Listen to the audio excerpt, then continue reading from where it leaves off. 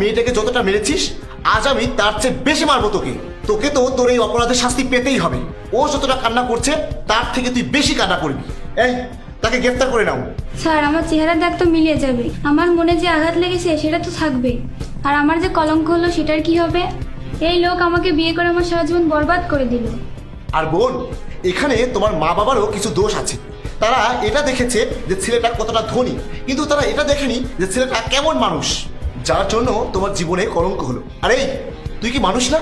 তোর বোনের সাথে যদি এরকম কোনো কিছু হয় তাহলে তোর বোনের কেমন লাগবে সেটা কি একবার তুই ভেবে দেখেছিস? আজকাল এমন অনেক হচ্ছে, আর এই ধরনের কেস আমরা অনেক পাচ্ছি। আর তোর কেসটা আমি নিজে দেখব, তোকে এমন শাস্তি দেব যা দেখে অন্য কেউ ভয় পেয়ে আর কখনো এরকম কাজ করবে না। স্যার, আপনি আমাকে মাফ করে দিন।